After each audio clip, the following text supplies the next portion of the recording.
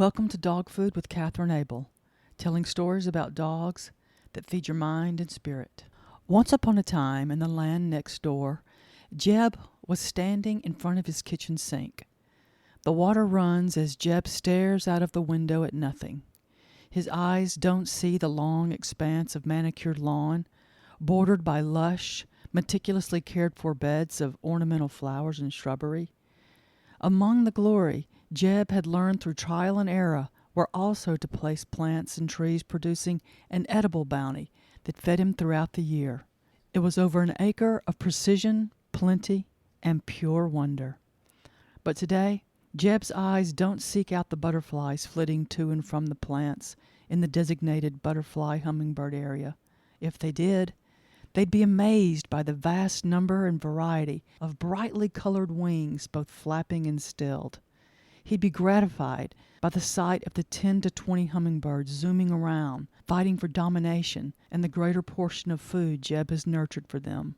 The Mexican petunias have grown tall, nearly 6 feet in areas, and their fragile daily blooms are a feast for the tiny birds and the eyes.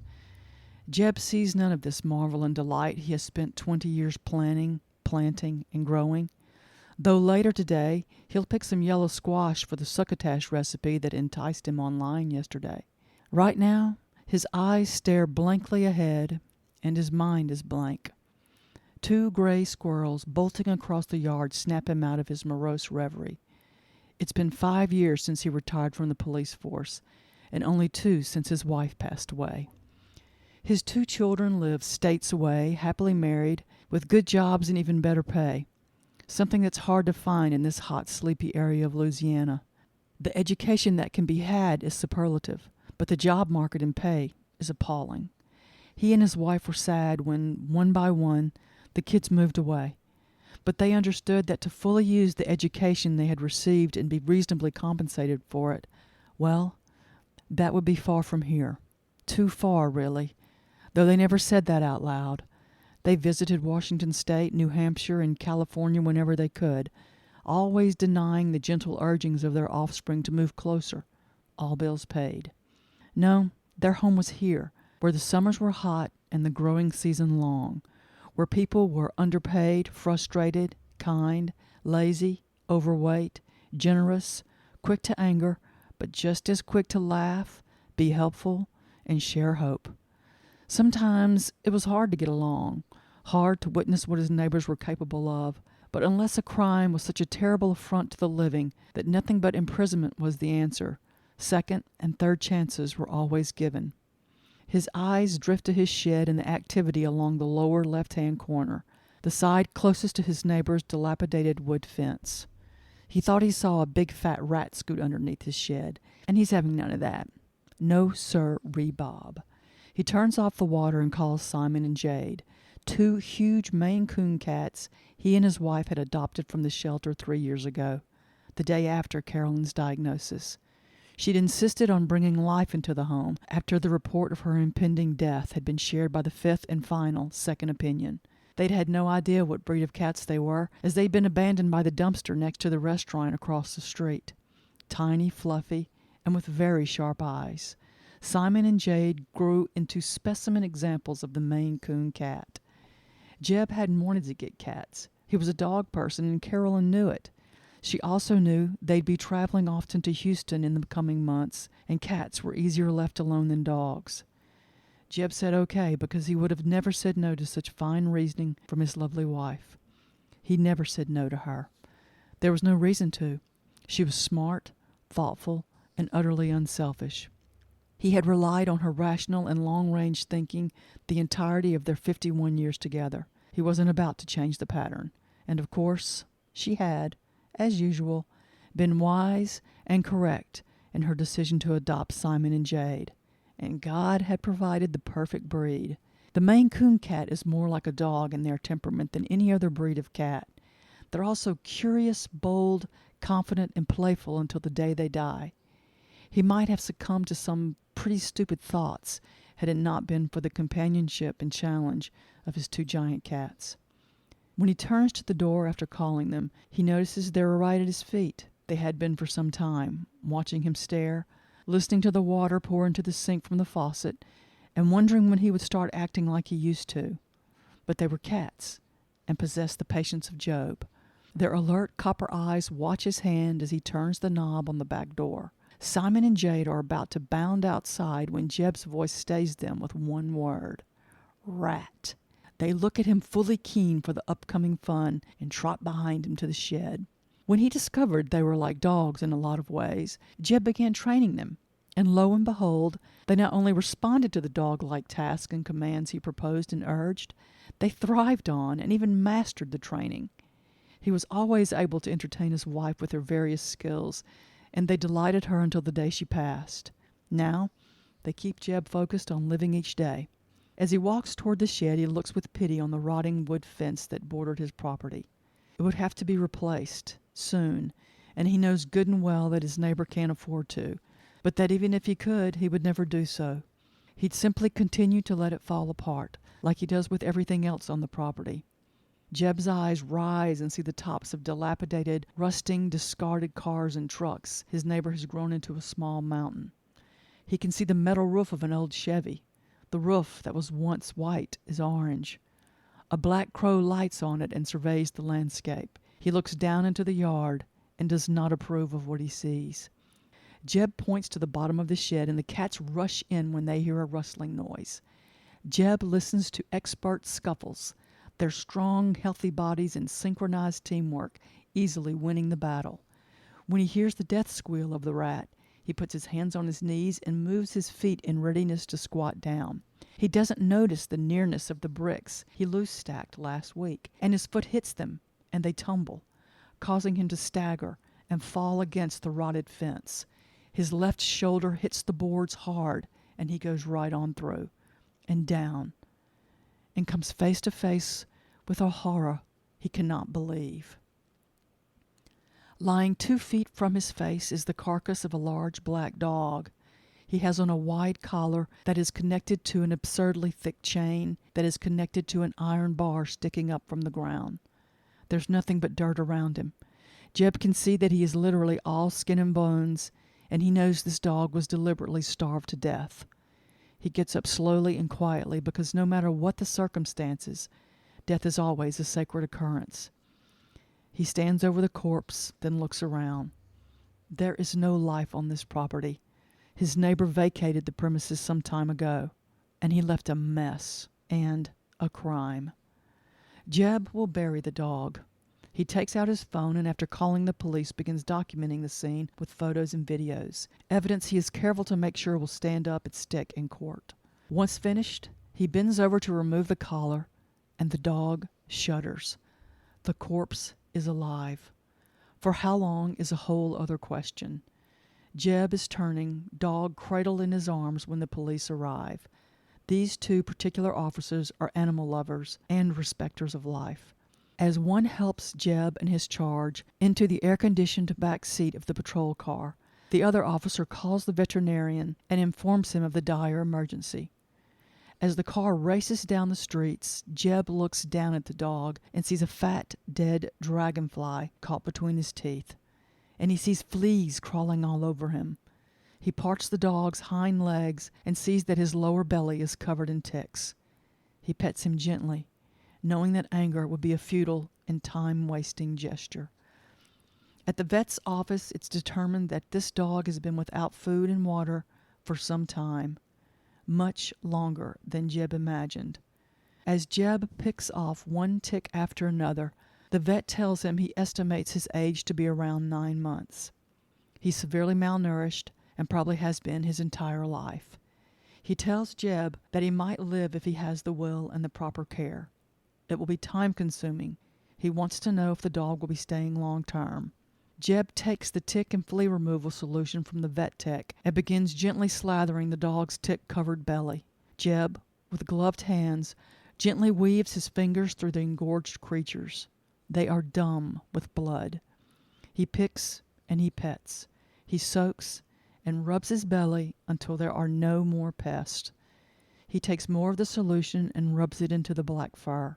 He rubs it into his tail and on his ears. He rubs it into his tail, on, and in his ears. He rubs it down his neck and onto his chest. He pours it between his toes. When he's finished, the techs help him rinse and dry the suffering, exhausted dog. Before they can even think about carrying him to the cold steel cage, Jeb swaddles him in dry towels and cuddles him in his arms. The dog's head comes to rest naturally on one of Jeb's broad shoulders. The techs leave Jeb and the dog in the room with the vet. The doctor is thinking that this is one of the worst cases of neglect he's ever seen, and he's silently astounded that the pup is still alive. Jeb sits down in a chair while gently cradling the dog in his arms. He can't help but listen for breathing. He rubs his head and looks down at him. He kisses his cheek and then tells the vet the story. This dog was brought to my neighbor's house about 8 months ago. He was a 6-week-old puppy. I remember because I almost ran over him in my driveway. Danny, my neighbor, had his two little girls over there that day. You know, I always thought Danny was sorry, but I didn't want to judge him. I knew he was having trouble with his wife and that they eventually divorced, but I had no idea he did this. I guess I was too wrapped up in. It's all right, Jeb, says the veterinarian. What do you want to do? What I'm doing right now. Caring for him. Write his name down as Buck and tell me what to do. He's coming home with me. With the instructions in his front shirt pocket, he leaves the office and steps once again into the back seat of a patrol car. While Buck sleeps in his lap, Jeb quietly tells the officers everything he witnessed, yet nothing of what he felt. He hands the one not driving his phone and instructs him how to locate the phones and videos he took when he thought Buck was dead. The officer works the phone, sends copies to the right people, then accidentally on purpose sends copies to local, regional, state, and national news sources. He figures Jeb would have done it anyhow. The officer is young and passionate and knows the police force isn't big enough to stop animal abuse. They need all the help they can get. And Jeb will never be cited for disseminating evidence because he's a civilian. The phone and data are legally his. He hands the phone back to Jeb, looking at the barely breathing, fur-covered skeleton in Jeb's lap. He thinks that if Buck makes it, it'll be a miracle. Lucky for Buck, he's in a car filled with praying believers of miracles. 2 weeks later finds Buck walking from his crate in the living room to the recliner, not 10 feet away. Jeb watches him and marvels at the resiliency of life. Life wants to live. There's no other way to say it. And when a life is barely hanging on and comes into contact with genuine kindness and caring, the chances are that that barely living life will sooner or later walk away from death's door. That's what Buck is doing right now. He has gotten up from the extra-large memory gel foam bed that covers the bottom of his extra-large crate, and with slow steps, he walks toward the recliner and the lap of Jeb. Jeb, Simon, and Jade watch him. Simon and Jade have fully accepted him as their brother. There was not a complaint or angry hiss from either one of them. There was curiosity and a great deal of smelling of the barely moving form. When Jeb put Buck in the bed with him that night, there was no animosity or jealousy forthcoming, only an elegant and limber curling of their bodies next to the still black form. Jade against his belly, Simon wound beneath his chin. The cats and dogs slept that night and the following nights all the way through. It's 2 weeks later. Buck's ribs are still on full view, but the light of life and trust has begun to return to his amber eyes. The DNA results come back from the vet to tell that Buck is a Belgian Malinois Great Dane. Jeb is simply glad he's alive. This is the first time he has allowed this pup to walk without shadowing his every step.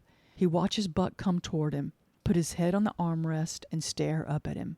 Enough work for today, he thinks. Bending forward, he pulls his dog into his lap and settles them both for a nap. Before he drifts off into an afternoon slumber, he caresses Buck's frail body. The vet said it'd take some time for him to fully recover from his traumatic ordeal.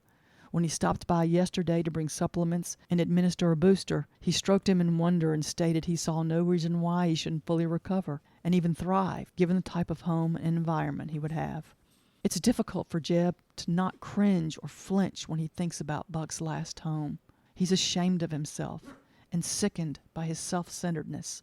The first week, he constantly berated himself for not investigating, for not asking about the black puppy that Danny brought home. He wants to blame it on his grief, but he knows the true culprit is his self-pity.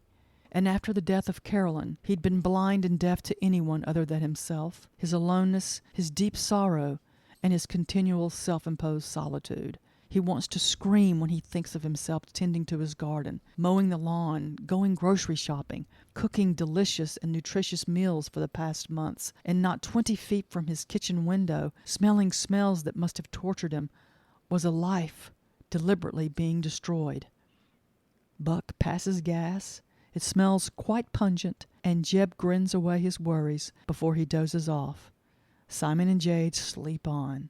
4 months later sees Buck much restored and chasing down a bouncy rubber ball in the long lawn of Jeb's backyard.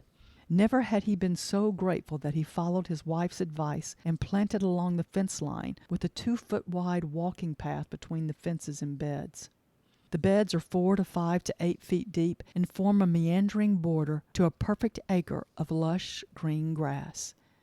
They irrigated from the creek along the back edge of their property. This meant there were always flowers, fruit, and mowing. There's a gently bubbling fountain in a massive cast-iron sugar kettle in the exact middle of the yard. Circling it in adoration are double rows of Natchez white crepe myrtles. When the ball lands in the water feature, Buck will run around it barking in delight and bob his head all the way underwater to get his toy back. Jeb has smiled and laughed more in the last weeks than he has in years. The laughter and fun has reminded him of the extraordinarily blessed life he shared with his wife. He now remembers the joy of her living instead of the sorrow of her death. Last week on the phone when speaking with his daughter, he actually giggled, and his daughter laughed and told him he was always such a giggler. And he remembers that he had forgotten and thanks God for bringing him back into his life. He thanks him for Buck, too. His kids have been nagging him for photos, but he wants to wait until Buck looks as he should, not as a shadow of Buck, before sending any images. He watches Buck race toward him with a soaking wet head. He smiles and breathes in deeply of the good clean air and the moment. Buck runs around him and between Simon and Jade, who chase him playfully, because that's what dog cats do. That night, when Jeb is taking the homemade meatloaf out of the oven, he gets a text that the police have a lead on Danny. He's been seen in the area. Jeb puts down the phone and looks at Buck. Buck is seated on his muscular haunches and is grinning at Jeb. He'll probably weigh 140 pounds when all is said and done. He's huge now, and Jeb loves that about him. His chest is filling out, and his jet black coat is sleek. He's absolutely gorgeous, and Jeb loves him. He grins back at his boy, squats down and hugs him close. Buck tucks his head against Jeb's neck and hugs him back, his master, his father, and the love of his life. His tail thumps out a song of joy on the kitchen tile floor. Ashley is fat. She has been told by her physician that she is dangerously fat. If she didn't have the mandatory checkup for her new job, she would have never known this and would have been able to continue living a life most people only dream about. Yancey loved her, and she loves him. 2 years ago, they bought 20 acres and a house in the country. The land and home needed work, but she and her husband were the sort who worked and saw the value and reward in long, hard efforts spent in building something that would last. Last Saturday, they'd finished installing the kitchen cabinets and the countertops that were Formica but looked like stone. She loves her home. She loves that they have to do major work to make it livable. Most of all, she loves her husband Yancey, her high school sweetheart who loves her back and finally got her to marry him. They'd started working on the children's rooms in more ways than one. She wondered if Yancey knew she was dangerously fat. She thought not. Last night, he couldn't keep his hands off of her, and eventually vice versa. She told him they better get those kids' rooms finished before they actually had a kid. He laughed and hugged her and made love to her again. What was dangerously fat? Was she a danger to others or only to herself? What was the actual danger? Breaking furniture? Not being able to find clothes to fit and so having to walk around nude and so having to be arrested and imprisoned for public indecency? Is that what he meant? He told her she needed to lose weight before becoming pregnant because that was dangerous too. She believed him to be histrionic and demonstrated this by tearing up the fat pill prescriptions he's written out for her. She had never taken any pills other than Flintstone chewables, and she wasn't about to start now. She stops by the grocery store to buy baked chicken and salad for their supper. As she pushes the cart toward red, yellow, and green vegetables, she thinks that she definitely considers herself overweight. She can't be as fat as he made her out to be. The way he looked when she looked at him incredulously. Nonetheless, it wouldn't hurt to lose 50 pounds or so to get ready for the baby. Yancey will have a fit. He loves her just the way she is. When she drives away from the store, there are tears coursing down her cheeks, but she could not have told anyone why. Yancey is cleaning out a cooler when she pulls into the carport. He comes over for a hug and to help unload, but he senses something amiss immediately. She lets herself be enfolded in his strong, comforting embrace. If she is fat, then Yancey is a mutant, because he has so many muscles and he's so strong. No fat on him, she could tell anyone asking. He'd always been a muscle man. Big shoulders, big arms, big hands, thighs so big they had trouble finding pants for him. And his high, rock-solid rear end was the stuff of every woman's fantasy. When she tells him what the doctor said, he doesn't rush to her defense or vehemently deny the doctor's opinion and prognosis. He simply asks her what she thinks as he looks into her eyes and brushes her red curly hair away from her face. At first, Yancey would walk around the property with her, but soon admitted he hated to walk for exercise. When he bought them the matching his and her bicycles, it decided everything, with great and humiliating finality. He'd come home before she got there. That day, she hadn't even stopped at Sonic, McDonald's, or KFC, or even for an any-size 99-cent icy. She'd come straight home from work. Ashley has decided that, in fact, she is fat. Not grotesquely so, for how could her appearance be grotesque? And the most beautiful man in North Louisiana can't get enough of her. But she is fat. She's willing to admit that now. The shoes brought it to her attention. When she was slipping her feet into her shoes that morning, she looked down and wondered when was the last time she'd worn lace-up shoes. And she honestly couldn't remember. She'd walked to the mantel over the fireplace and looked at the older photos of herself. She was startled by what she saw, so much so that she called in to say she'd be half an hour late. Then she went all over the house finding photos, and for the first time in her life looked at herself rather than at Yancey or someone else. She is more than fat. She's morbidly obese. She doesn't know how this happened, but it has. Ashley had never been a tiny slip of a girl. She was big-boned, robust, active, and healthy. She finds photos of herself horseback riding, jumping on a trampoline, turning cartwheels, rollerblading, and leaping from a cliff into crystal clear water. She was no skinny miss in the photos, but she certainly wasn't the gargantuan blob of flesh she is now. She doesn't ask herself how it happened or why it happened. She just makes up her mind right then and there to do what the doctor said. She also recognizes that if she were to become pregnant now, it would indeed be dangerous. She doesn't become sad, depressed, mad, angry, morose, or put out. She becomes determined. So when she pulled into the carport and saw Yancey standing and grinning beside matching his and her bicycles, she grinned too. She got out of the car and promptly found herself too fat to ride her new pink bike. She couldn't even get her legs in place to move the pedals. Yancey tried to help, but to no avail. It wasn't happening. He was the one who looked ready to cry, but she told him, "Honey, here's what we're going to do. You're going to get that tractor out and bush hog me some interesting trails. You are so good at that with that fine brain God gave you. And I want you to go inside right now, sit down at the kitchen table, and draw up something interesting. Tomorrow's Saturday, and I don't know what plans you had, but you've got to put them on hold. I'm fat.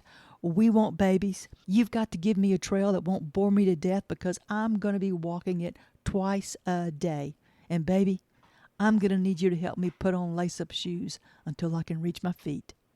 As Yancey stood helplessly by the brand new matching his and her bicycles and watched her waddle toward the long driveway, he had only one thought, the same thought he had been having for so many years. Man, he loved this woman. He puts the bicycles into the shed, goes inside, and begins designing the most interesting trail system in the world. It's been 4 months since Jeb got the text from the police about the lead on Danny. A lot of good things have happened since that horrific day. Jeb still shudders when he remembers finding Buck, and he cannot ever forget the fact that it was happening right next door, not 20 feet from his kitchen. It had been the excellent evidence Jeb had gathered while he thought Buck was dead that had set the legal wheels in motion. The case had been reported all over the world. The videos the officer had sent far and wide had made a lasting and long sought-after impact in the region and state. The landlord had been arrested as an accessory to the crime and forced to pay an exorbitant, example-setting fine, or go to jail for 3 years. With the money from the fine, which was 100% donated to the local shelter, new, more humane kennels were constructed, and the puppy room was improved and enlarged. It put a fire under the tails of the all-female pet education team, and they got over being depressed and downtrodden and went to work, real work, in schools, businesses, everywhere. A draconian way of thinking seemed to be disappearing. In this southern area, people were waking up to what it meant to be fully human and stewards of all God had given them. Jeb had put out some feelers about Danny and had learned that he was still around, even though he had to be aware that there was a felony arrest warrant out on him. But he knew Danny was thinking the old way, that anybody could torture and kill a companion animal and get away with it. Just some dumb dog. Who cares? He was thinking. However, Buck was anything but some dumb dog nobody cared about. He was healthy, beautiful, smart, compassionate, and he astounded Jeb on a daily basis. The back lawn is now covered in agility equipment, and as of 5 minutes ago, a dock diving pool and deck. Being a former policeman, he couldn't help but train Buck on track and find skills. These exercises take place in Jeb's big 5-bedroom home in the backyard, on his former boss's farm, and at fire stations. An elementary school had asked if he would bring Buck by for show and tell, but Jeb was hesitant. Maybe he shouldn't be. Every day Buck was getting better and growing stronger and stronger. His body was filling out, and he was still growing. Already his head comes to Jeb's belly button, and Jeb is 6 feet 4 inches tall, most of which is legs. The truth of it is that Buck is one scary-looking dog. He has the size of the Great Dane, with the musculature of the Belgian Malinois. His solid black coat glistens. The fur isn't as short as the Great Dane, but nor is it as long as the Belgian Malinois. It's in between, super soft, utterly unique. Buck is looking at him now as he prepares his main meal of kibble, vegetables, meat, and bone broth. Jeb makes it for him. It takes time, but he's got plenty of it. Buck's ears are those of the Malinois. His eyes are deep golden amber and watch every move Jeb makes. God, how he loves this dog. Thank you, God, from Jeb and Buck, Jeb thinks. He grins and Buck barks. Simon and Jade observe from the windowsill, almost blocking all of the light coming in. Jeb is thinking that he feels like a kid again. Is it Buck or all of the exercise he's getting? The agility runs wore him out at first, but now he can lead as he should. He can't remember when he's had so much fun. Today, he'll swim in the pool with Buck to get Buck used to the idea of water. It'll be interesting to see how he reacts. And then it dawns on him that since he found Buck, every minute of every day has been interesting. His life has been restored. When Ashley arrives home on Wednesday afternoon, she takes off her shoes and puts on her lace-up sports shoes, which she can tie herself now. She's only 25 years old, so the weight is coming off fast. The diet change had been so difficult, almost a punishment, but she did it. They did it. She and Yancey together. He never once complained, just went with the flow like it was no big deal, as if they'd been eating in a healthy manner forever. She stands up, looks down at her feet, sees her feet, and can't stop looking. When was it that she stopped being able to see her feet? Why did she ever think that was okay? Thank goodness that ridiculous part of her life is over. It's been in the last 2 weeks that she's noticed a change in the way she feels. The daily exercise was scary and depressing at first, but after a month, she began looking forward to it. Yancey had cleared a trail around the perimeter of their 20-acre property, and she walked it first thing in the morning and as soon as she got off work, rain or shine.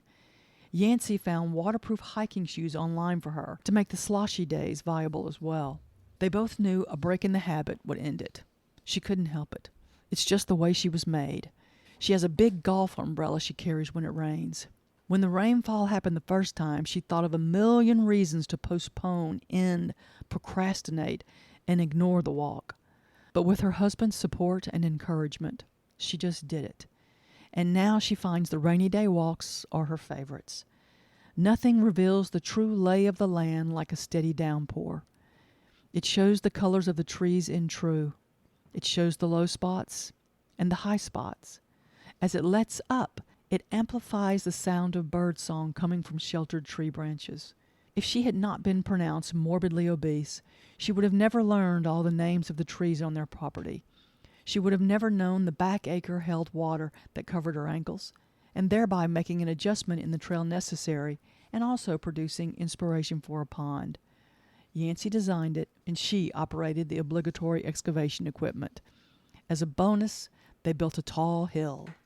Along the banks, she had transplanted some tall orange daylilies she discovered on one of her walks. The fat diagnosis had been sad, but the reaction to it had been glorious.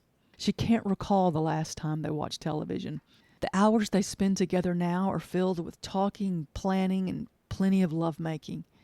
Yancey decided to plant crops on 5 of the acres, and she was thrilled at the prospect. Who becomes thrilled by the prospect of planting corn or cotton? She does. That's who. When she finishes admiring the visibility of her lace-up shoes, she puts on a baseball cap and turns to leave. On the kitchen table, she notices a purple bow. She smiles and picks it up. Beneath the bow is a map. She recognizes Yancey's handwriting. At the top it reads, "Enter the maze and be amazed." She laughs out loud. There are instructions on when to start her trail of trials, and that time, she notices, was 5 minutes ago. She looks at the map and determines the starting point and runs out the door. Yes, she runs. She can do that now, too. Oh, the power of determination and the wonder of support. There's nothing that can't be accomplished when these two factors thrive and collide. As she nears the starting point, she slows down to study the map.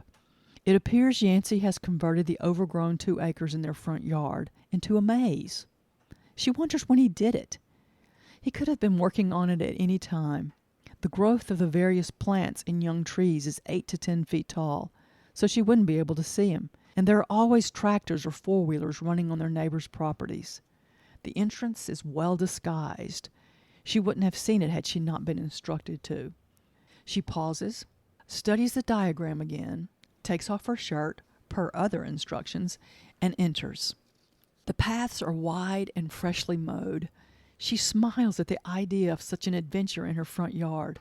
Yet as she moves deeper into the twisting paths, a feeling of claustrophobia overcomes her. It's both stimulating and mildly frightening. The plants and young trees on either side of her are at least 8 feet tall. She can see nothing through them, and when she comes to the next turn, she sees there's 8 feet of unchecked growth between the puzzling paths. She comes to a fork in the maze and is about to go right when she hears the faint strains of her favorite song coming somewhere from the left.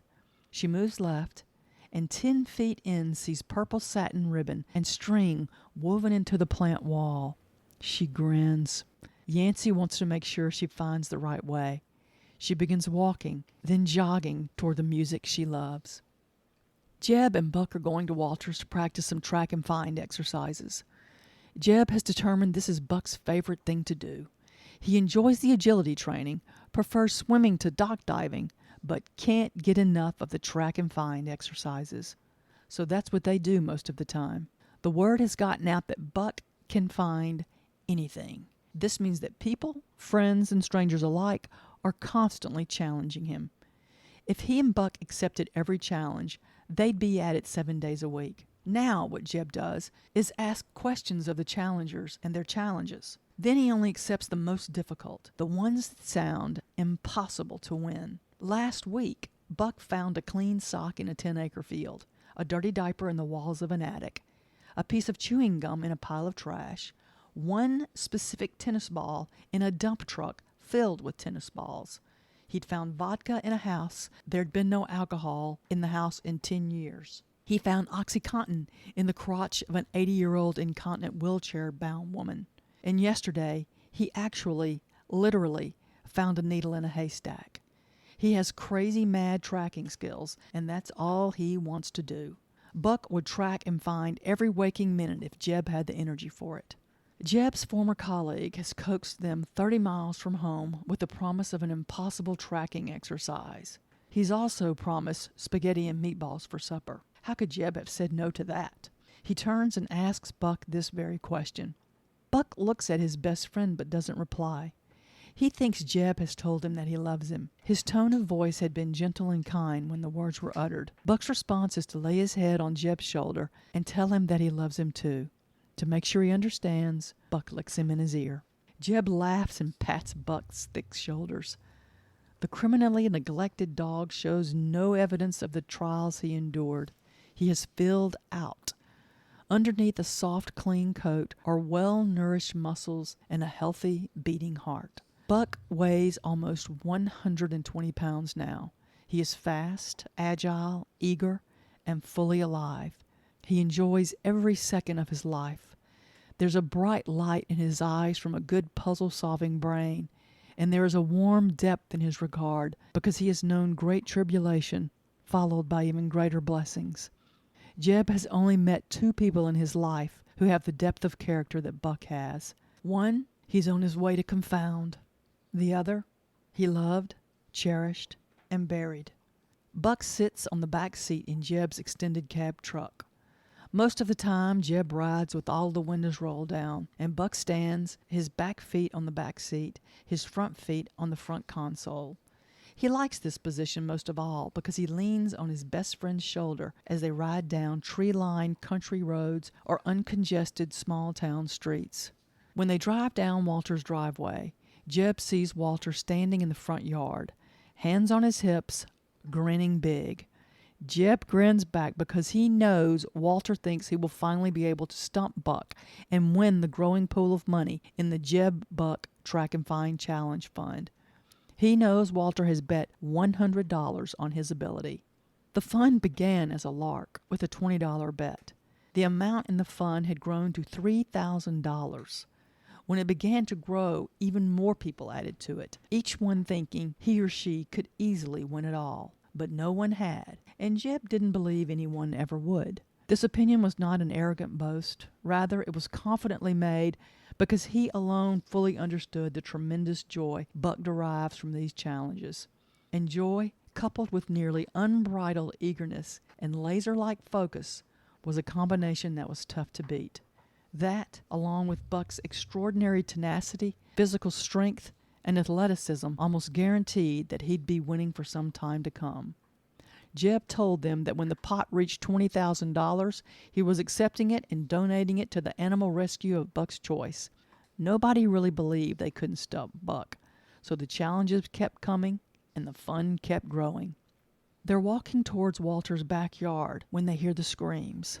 Blood-curdling female screams that stop them in their tracks and raise the hair on Buck's back to the sky. Walter and Jeb look in the direction from which the screams are coming. Walter says, "That's Yancey Wingate's property over there." The screams continue for 10 more seconds and then abruptly end. Walter, Jeb, and Buck stand perfectly still, listening. They hear nothing. No birds, no wind, no crickets, no frogs, no cows, no goats, no dogs, no life. Walter dials 911 as Jeb and Buck move forward. They're soon running toward the screams they no longer hear. Walter zooms past them on the four-wheeler.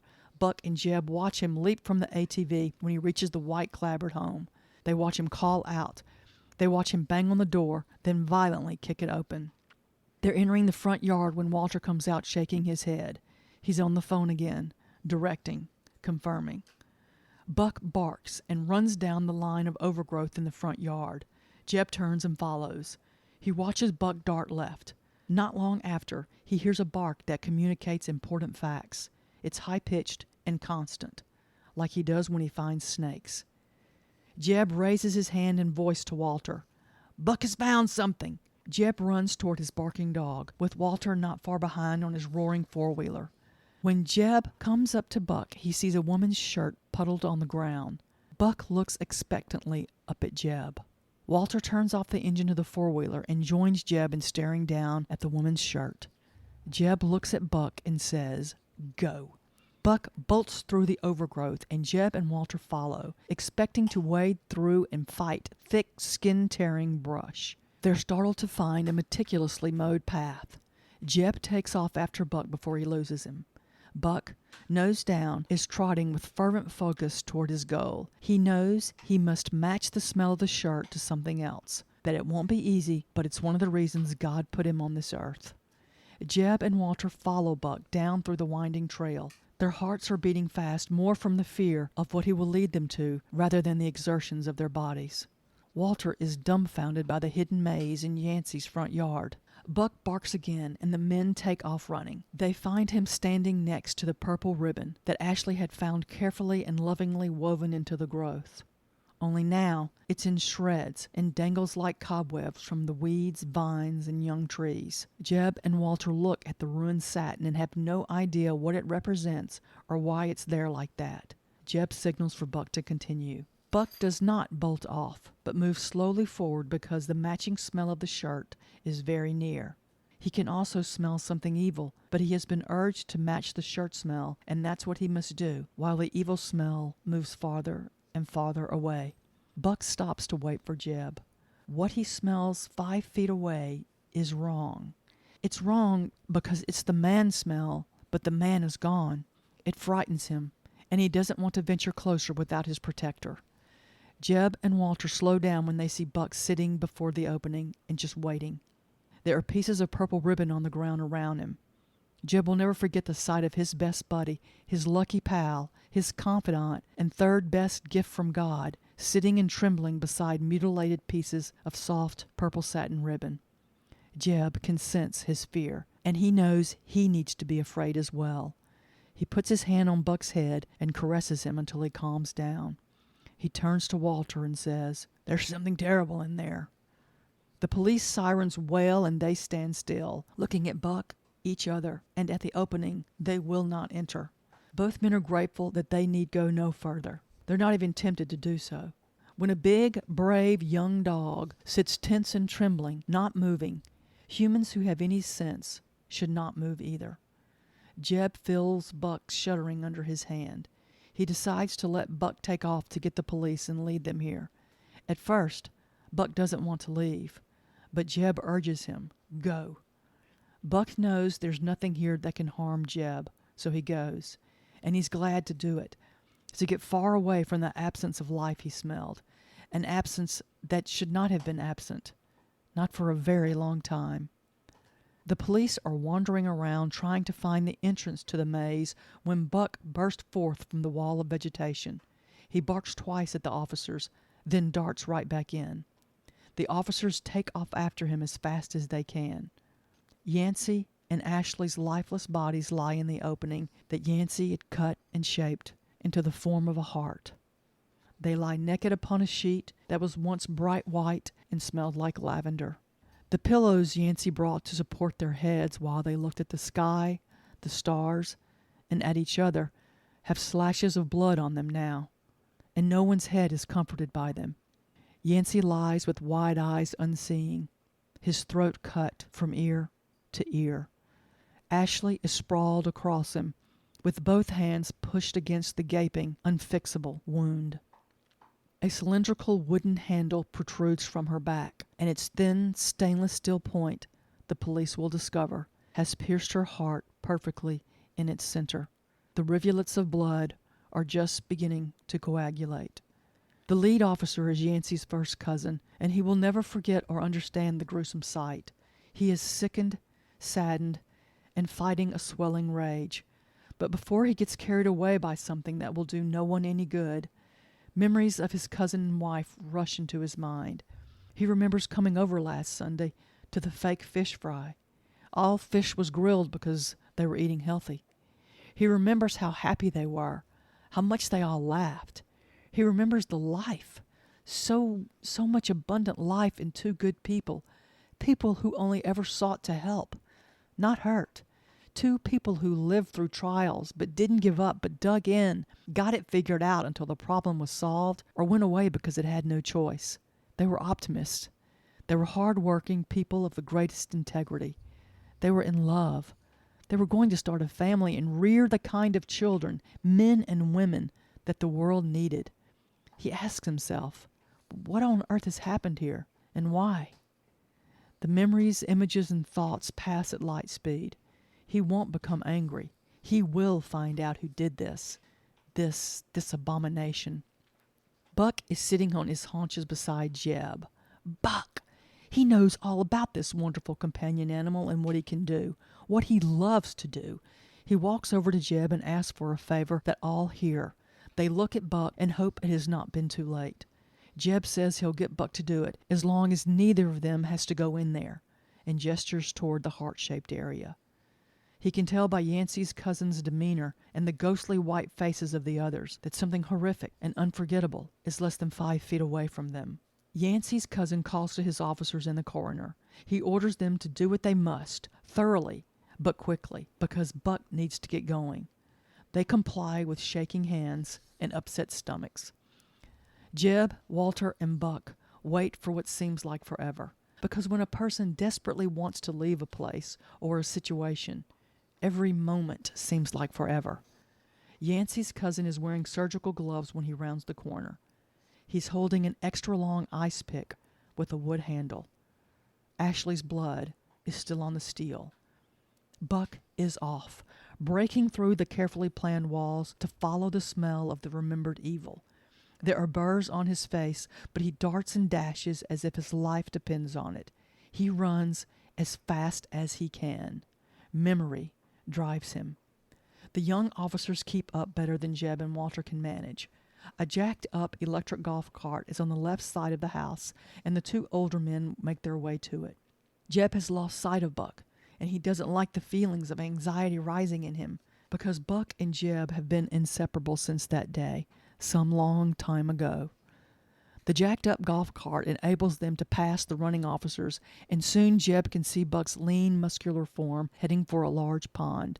He watches him smell with intent, then run toward the gathering of tall cattails and the stretch of bamboo on the far side. Buck begins leaping and barking in agitation and challenge, and Jeb feels all of his anxiety fade away as he watches this magnificent creature he's so blessed to call companion and family.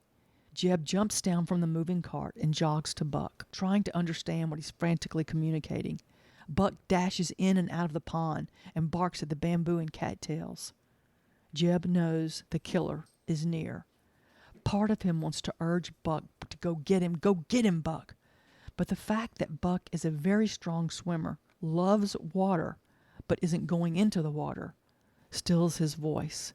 He wants the killer caught, but more than that, he wants Buck safe. The officers don't have to be told. They quickly fan out and around the pond, paying particular attention to the area where the tall orange daylilies are blooming. Suddenly, Buck erupts in a frenzy of barking and leaps into the pond. Jeb is about to go in after him when he sees a strong young officer wade in with determination. Buck is swimming so hard and fast that he's almost on top of the water. Jeb runs around to be closer to him, when suddenly a man's head and shoulders break violently from the surface of the pond. There's sheer terror on his face as he watches the giant dog, sharp teeth bared, swimming rapidly toward him. He looks at the officers drawing their guns. He looks at the big black dog moving closer and closer. He turns and swims toward the bank until his feet find footing so that he can run from the gaining beast. The officers grab him, subdue him on the ground, and cuff him. As they pull him to his feet, Buck jumps from the water to the mowed grass and makes straight for the evil. He looks into the face of the man who has never valued life, and Buck cannot calm down. Jeb is shocked to see that the soaked, dirty, quaking man is none other than Danny, his neighbor and almost killer of Buck. 1 second before Buck is about to lunge, Jeb grabs a hold of his collar and with love pulls him away from the imagined threat. Everyone is shocked to see Danny. They can't believe it. There are faded red stains on his gray t-shirt. It's definitely Danny, but he doesn't look like the Danny any of them remember. His eyes bulge and there are dark circles beneath them. He's skinny, but they know it's not drug-addicted skinny. It's desperation skinny. His hair is long, and he needs a shave. The belt around his waist is buckled to the last notch and is still barely holding up his jeans. He's scooting back to be near the officers and away from Buck, who's no longer in a berserker state but can't stop growling. "Get that dog away from me!" Danny screeches hysterically while staring at Buck, afraid to look away for fear of attack. Buck is 10 feet away and gently controlled by Jeb. He talks low to him and continues to pet his head. He knows better than to let go of him. Yancey's cousin, Walter, Jeb, and the other officers just stand and stare at Danny. They're stunned by his actions, but their minds are blown by the fact that he has no idea who Buck is. Yancey's cousin tells one of the officers to go get the van. The officer responds with a crisp, "Yes, sir." Yancey's cousin turns back to Danny and watches him stare at Buck. He motions for 2 officers to record what they are about to hear. "Why'd you do it, Danny?" Danny looks over at him, then at Jeb and Buck. "Hey, Jeb." "Danny." "That your dog?" Jeb says nothing. "That's a dog, man. That's a dog." No one responds to his asinine proclamation. Yancey's cousin asks him one more time, "Why'd you do it, Danny?" "Do what?" "Well, for today, why'd you kill Ashley and Yancey?" Danny is on the verge of denying everything and threatening a major lawsuit when he looks into the amber eyes of Buck. Insanity assails him. Because it was too much. Too much." No one says a word. Danny mistakes the silence for support and lack of judgment. It doesn't dawn on him that he's surrounded by highly trained law officers. And besides, he wants to scream and yell a little. He's been hiding, skulking, forced to be quiet for so long. He says, "I wasn't going to do it, but I wasn't going to do anything but scare him. Heck, I went to school with him, didn't I? But then I saw Ashley take her shirt off, and I decided to watch the fun. I've been hiding in that." He gestures towards the maze. "That maze for 4 days, watching and listening to Yancey chop and cut and mow and shape. You know where they were when you found them? In the middle of a heart. Yancey cut that area into the shape of a heart. You believe that?" No one responds. Danny looks at Jeb, then at Buck. But really, he's a man only capable of looking at his own predicament. What he wants, what he thinks he feels, what he says he needs, what he can get away with without getting caught. Because in his confused and convoluted mind, he actually believes this makes him smart. Yes, this is how, at almost 30 years of age, this boy man believes to be the ultimate meter reader of success. He believes the deviant mind is the true guide to success and happiness. Though he is soaking wet in a blood-stained t-shirt, with his hands cuffed behind his back and surrounded by armed officers of the law and going to jail for life, he still believes he's smarter than they are because he knows he's gotten away with much more than they ever have. What poor Danny will never understand is that what makes the men facing and surrounding him not only smarter but immensely more courageous is that they've never tried to get away with anything. Ever. No one responds. Danny stares at the pond Yancey and Ashley dug together. The tall orange daylilies blooming in glorious profusion to his right are not seen with his eyes or mind. "I just followed the music. And then I got there and found a place I could watch. Yancey was in there buck naked. Buck slam naked. He was arranging a sheet and pillows on the ground. Had a blue ice chest in there. I don't know what was in it. And then Ashley come around the bend and squealed. Not like a pig, though. Like it was this joy, this happiness had shot up out of her because it couldn't be helped. I watched them make love and love each other. But I wasn't getting off like I thought I would. Because I never seen so much real love in my whole life. Yeah, they was buck naked in the field, but they could have been 2 kids in the Garden of Eden. I never seen that purity. It was so pure and innocent. And I knew right then that I'd never have that. I never would. And it enraged me that it was there, that it was really existing, a true and pure love, 2 pure souls. It ain't right that I can never have that, never be that, and them overflowing with it. That ain't fair, Jeb. It just ain't fair. The more I watched 'em, the madder I got. I'd taken that pick off the back porch grill. I was going to use it to dig up vegetables in that garden over there. Danny nods his head in the direction of Walter's property. Those people have a big old garden. They wouldn't have missed anything. Danny sighs deeply, remorselessly, before finishing his tale. Took my pocket knife from my front pants pocket and unfolded it, quiet as a frog clinging to a clean window pane at midnight. When I had the knife in my hand, I felt a rush of power come roaring into my limbs, and I leapt in there. I just leapt in there. I don't think I ever been that mad. I got Yancey as fast as I could. Don't need nobody to tell me how strong Yancey Wingate is. Ashley, she was too busy fighting for his life to worry about hers. I just buried that pick to the hilt while she was trying to close up his neck with her hands to stop all that blood from pouring out. Of course, that didn't work. That's when you gents arrived. And that dog.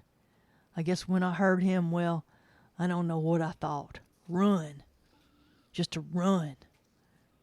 The men around him, watching him, listening to him, and recording him, cannot fathom why he should want to commit such a vile, depraved act, and then calmly recount it to them as though telling of a visit to a friend's house. Yancey's cousin is driving the lead car. Jeb is driving the van, and Walter is in the passenger seat. There are 4 officers sitting near Danny in the back bench seats, 1 on each side and 2 in back. Buck is sitting on the floorboard between the driver and passenger seat. His back is to the windshield. His unblinking eyes are on Danny. After his confession, Danny, with the docility of a newborn pup, allows himself to be picked up off the ground, searched, whereupon the officers find the pocket knife and secure it in an evidence bag, and finally usher him into the police van. 2 officers are openly videoing the entire procedure. The ride to the station is conducted in almost total silence. From time to time, Danny, finally convinced that Buck isn't going to kill him, makes comments concerning him. There's a dog, Jeb. Or, that sure is one good-looking dog, Jeb. And finally, I wish I had a dog like that. At which point, all of the officers glance knowingly at him while remaining completely professional. They have no contempt, no nothing for him. They only have a sincere drive to make sure every procedure is followed to the letter so that Danny will be convicted for his crimes.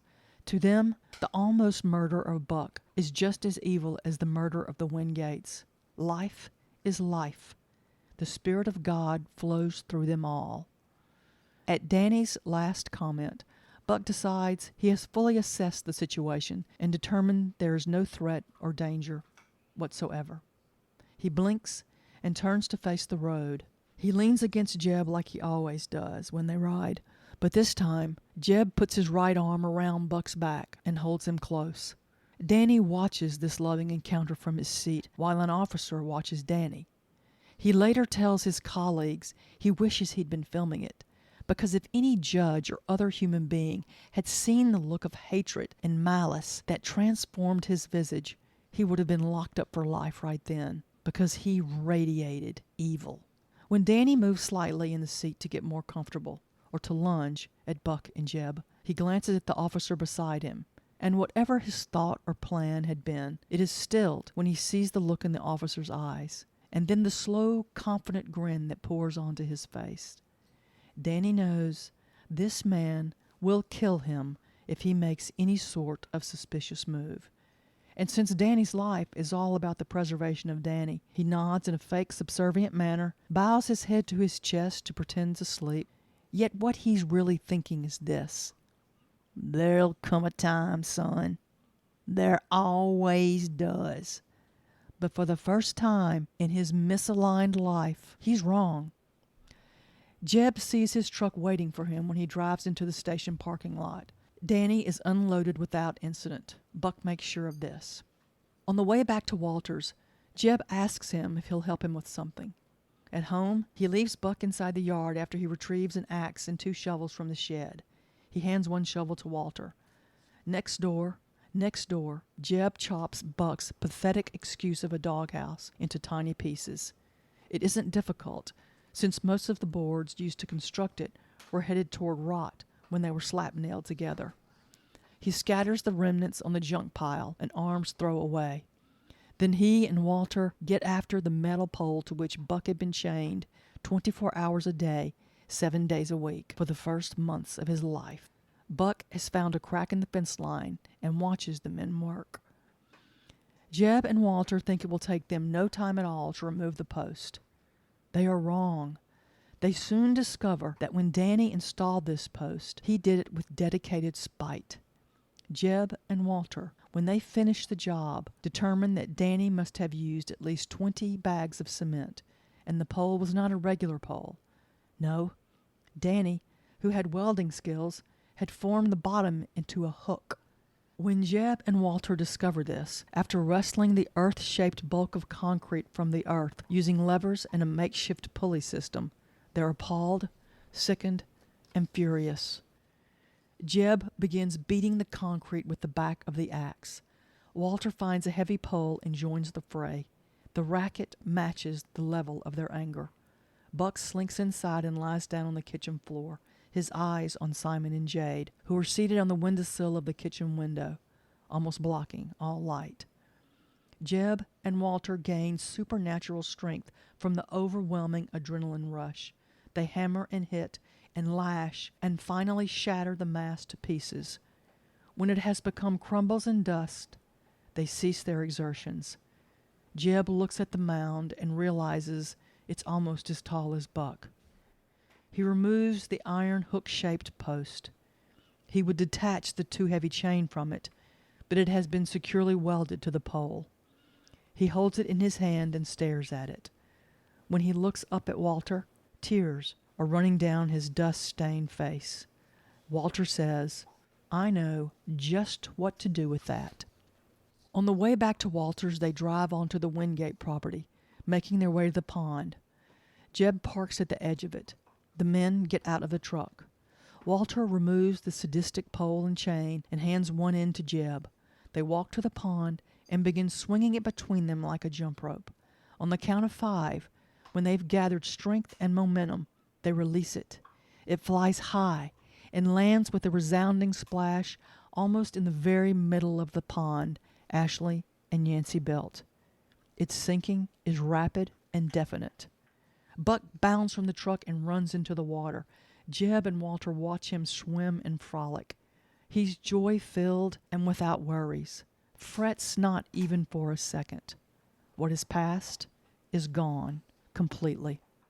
The men watch him have his fun and feel their shoulders, backs, arms, legs, and minds relax. Buck barks underwater while trying to catch a minnow. Jeb and Walter laugh. Both men gaze warmly at the beauty those two young people created and have no doubt that it will endure. Buck leaps from the water when Jeb turns toward the truck to leave. He's soaking wet, pure, safe, and headed home. This has been Dog Food with Katherine Abel. Until next time,